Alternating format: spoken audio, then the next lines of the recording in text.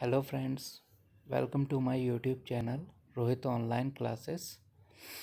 Chapter 15 संज्ञा, सर्वनाम, विशेषण, अव्यय। संज्ञा नाउन, किसी व्यक्ति, स्थान, वस्तु एवं भाव के नाम को संज्ञा कहते हैं। जैसे बालक, नगर, कुर्सी, सुंदरता, मोहन, भोपाल आदि। प्रोनाउन सर्वनाम, वे शब्द सर्वनाम कहलाते हैं जिन्हें संज्ञा के स्थान पर प्रयोग किया जाता है। जैसे पिताजी ने राजू से कहा कि तुम अपनी कमीज क्यों नहीं पहनते। यहाँ तुम सर्वनाम है क्योंकि इसका प्रयोग राजू के स्थान पर हुआ है। विशेषण एडजेक्टिव, संज्ञा या सर्वनाम की विशेषता प्रकट करने वाले शब्द विशेषण कहलाते हैं। विशेष्य, विशेषण द्वारा जिस क्रिया या सर्वनाम की विशेषता प्रकट की जाती है उसे विशेष्य कहते हैं। जैसे पीला कपड़ा, मोटा लड़का, 5 पंच। इन उदाहरणों में पीला, मोटा और पंच विशेषण हैं, कपड़ा, लड़का विशेष्य हैं। क्रिया, जो शब्द किसी काम का करना या होना बताते हैं उन्हें क्रिया कहते हैं। जैसे नरेश पत्र लिखता है, दूसरा वर्षा हो रही है। इन वाक्यों में लिखता है, हो रही है शब्द क्रियाएं हैं। अव्यय, जिन शब्दों में लिंग, वचन, कारक, काल आदि के कारण कोई परिवर्तन नहीं होता उन्हें अव्यय कहते हैं। जैसे हाय, आह, धीरे, और, यथा, एवं, क्योंकि आदि। हिंदी में संज्ञा के 3 भेद माने जाते हैं। जातिवाचक संज्ञा, जिस संज्ञा के द्वारा एक प्रकार की अनेक वस्तुओं, व्यक्तियों, स्थानों, पदार्थों आदि का बोध हो उसे जातिवाचक संज्ञा कहते हैं। जैसे मनुष्य, नगर, पुस्तक।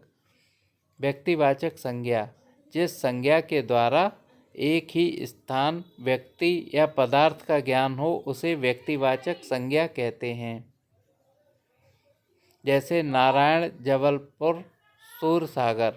भाववाचक संज्ञा, गुण, दशा, स्वभाव आदि का ज्ञान कराने वाली संज्ञा भाववाचक संज्ञा कहलाती है।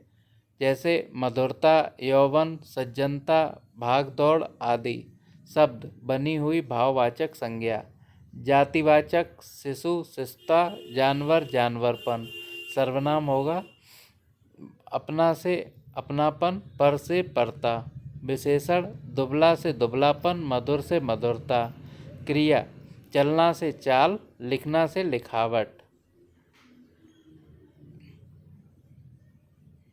सर्वनाम 6 प्रकार के होते हैं।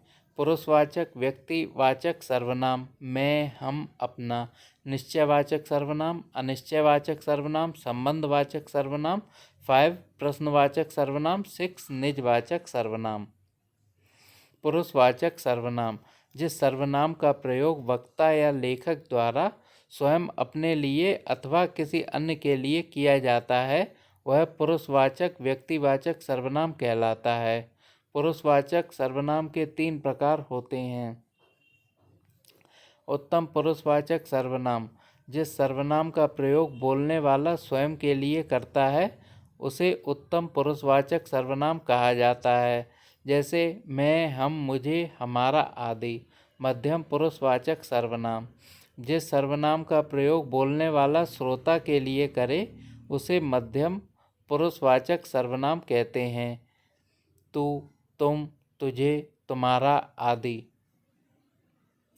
अन्य पुरुषवाचक सर्वनाम, जिस सर्वनाम का प्रयोग बोलने वाला श्रोता के अतिरिक्त किसी अन्य पुरुष के लिए करे उसे अन्य पुरुषवाचक सर्वनाम कहते हैं। जैसे वह, वे, उसने, यह, ये, इसने आदि।